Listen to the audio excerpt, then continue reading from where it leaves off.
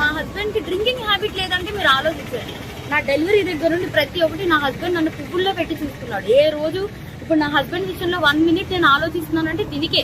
నా బిడ్డను కానీ నన్ను కానీ ఇంత కేర్ గా చూసుకుని అబ్బాయి ఏమంటున్నాడు, ఇప్పుడు ఒక అమ్మాయి వచ్చి నా మీద పడిపోతే నేను ఏం చేస్తా, ఇప్పుడు ఒక షూట్ లో ఉన్న వాళ్ళం మేము అంత క్లోజ్ అయిపోతుంటే నేను ఏం చేయగలుగుతా అంటున్నాడు.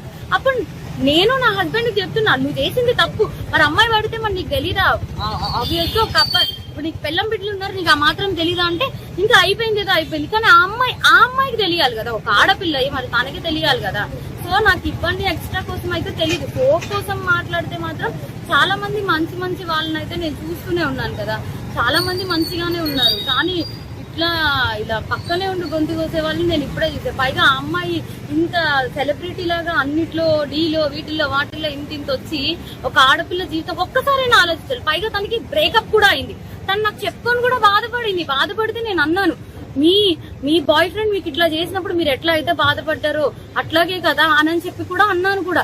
తనకి ఆ మాత్రం అసలు ఏవి గుర్తు రాకుండా ఇంత ఎట్లా చేసిందో నాకు అర్థం కావట్లేదు. ఎందుకంటే మీరు అనుకోవచ్చు ఇప్పుడు ఏంటి ఈ అమ్మాయి కోసమే చెప్తుంది వాళ్ళ హస్బెండ్ కోసం. నా హస్బెండ్ 7 years బట్టి నేను కాపురం చేశాను కాబట్టి తన కోసం నాకు తెలుసు. అది నేను చెప్పే, తన కోసం నాకు తెలుసు. తను కూడా ఒకటే కదా అంటున్నాడు, మీద పడిపోతే నేను ఏం చేయగలుగుతాను అననే అంటున్నాడు. సో ఇదేం చెప్తున్నానంటే కొంచెం ఈ రోజుల్లో అమ్మాయిలతో కొంచెం జాగ్రత్తగా ఉండాలి. ఫ్రెండ్స్ అని చెప్పి కూడా నమ్మద్దు. ఈ పోకు వీటిల్లోకి అయితే మాత్రం పోక్ అనే కాదు, దేంట్లో అయినా సరే పంపించే ముందు ఒకసారి ఆలోచించుకోండి అంతే. ఇలా పోక్ క్యారెక్టర్ ఈశ్వర్ సాయి వైఫ్ ని బేసిక్ గా నా హస్బెండ్ నార్మల్ గా అయితే మాత్రం మా రిలేషన్ 7 years బట్టి ఎప్పుడు ఎలాంటి డిస్టర్బెన్స్ అయితే లేదు. ట్రూత్ గా చెప్పాలంటే నా హస్బెండ్ నేను ఈ 7 సంవత్సరాలు ఒక్కసారి కూడా నేను ఎప్పుడు ఇలాంటి పొరపాట్లు ఎప్పుడు చూడలేదు. టెక్స్టులు మెసేజ్లు నా దగ్గర ప్రూఫ్లు ఉన్నాయి, చూపిస్తే మాత్రం అంటే ఇట్లా ఎలా వస్తుందంటే మరి నా హస్బెండ్ కూడా చెప్పడం ఏంటంటే తనే ఇట్లా నన్ను కొంచెం ఇది చేసింది. సో అందుకోసం అని ఏ అబ్బాయి అయినా సరే మరి ఎట్లా ఇలాగే అయిపోయింది ఇంకా అని చెప్పి తను చెప్తున్నాడు. మరి ఆ అమ్మాయి ఏమంటుందంటే నాతో కూడా చాలా మంచిగా మాట్లాడేది. సో నేను లాస్ట్ టైం సూసైడ్ చేసుకోవడానికి వెళ్ళాను అనమాట. ఇట్లా ఈ అమ్మాయి విషయంలోనే కొంచెం నాకేదో కొంచెం నెగిటివ్ వైబ్ వచ్చి సో నేను బయటికి అంటే నేను సూసైడ్ చేసుకోవడం వరకు వెళ్ళిపోయాను. నేను నాకు బాబున్నాడు, బాబుని తీసుకొని సూసైడ్ చేసుకోవడానికి వరకు వెళ్ళిపోతే ఆ అమ్మాయి నా కోసం ఫుల్గా అంటే ఎక్కడ ఇది బాగా స్ప్రెడ్ అయిపోతుందా ఏంటి అనుకుందో ఏమో తెలియదు, కానీ కంటిన్యూగా నన్ను ఫాలోఅప్ చేస్తూ ఎక్కడున్నావు ఏమైంది నాకు అప్పుడు కూడా ఏం డౌట్ రాలేదు. తర్వాత చూస్తే మెసేజ్లు ఇవి అవి అన్నీ చూస్తే ఇలా రావాలి, మీ అన్న రావాలి.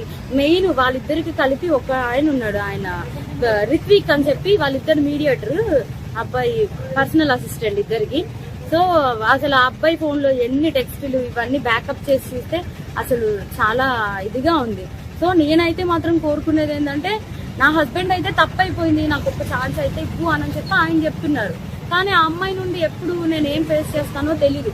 కానీ ఎందుకంటే ఇప్పుడు నాలాంటి అమ్మాయికి అంతమంది ఫాలోవర్స్ ఉంది, పైగా నాతో ఇంత మంచిగా ఉండి ఇంత చేసిందంటే వాళ్ళ అమ్మగారు రికార్డు కూడా ఉంది. నేను పొద్దున్న వాళ్ళ అమ్మగారికి ఫోన్ చేసి అడిగితే మా అమ్మాయి అంతే అలాగే చేస్తుంది అని చెప్పి అంటుంది. నా దగ్గర రికార్డు ఉంది, ఫోన్ స్విచ్ ఆఫ్ అయ్యేటప్పటికి నా దగ్గర ప్రూఫ్ లేకుండా ఉంది, ఆన్ చేస్తే అది కూడా ఇస్తాను.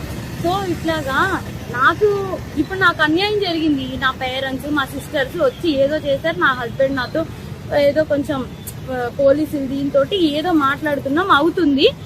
ఇప్పుడు నాలాంటి అమ్మాయి ఒకవేళ వేరే ఒక అమ్మాయి ఎవరైనా దొరికింది అనుకోండి, అమ్మాయి ఇదే స్ట్రెస్ తట్టుకోలేక సూసైడ్ వరకు వెళ్తే ఎంత ప్రాబ్లం. నేను ఇది ఒక్కటే ఆలోచిస్తున్నా, ఎవరైనా సూసైడ్ వరకు వెళ్ళారు అనుకోండి అప్పుడు ఎంత ప్రాబ్లం ఉంటది. అమ్మాయికి తెలుసు నాకు బాబుని కొనేటప్పుడు నేను ఎంత డిస్టర్బ్ అయ్యాను, చాలా హెల్త్ ప్రాబ్లమ్స్ ఎలా వచ్చాయి అమ్మాయికి అన్ని తెలుసు. ఒక ఆడపిల్ల అయ్యి ఇంకో ఆడపిల్లకి అంత త్వరగా ఎలా మోసం చేస్తుంది. అది కూడా నా పక్కనే ఉండి మళ్ళా ఈశ్వర్ నిన్ను మోసం చేయట్లేదు, నేను అలాగా నీకోసం ఏడుచు ఇంత చేస్తూ నా హస్బెండ్ తో అసలు అది ఎట్లా ఉండగలుగుతా.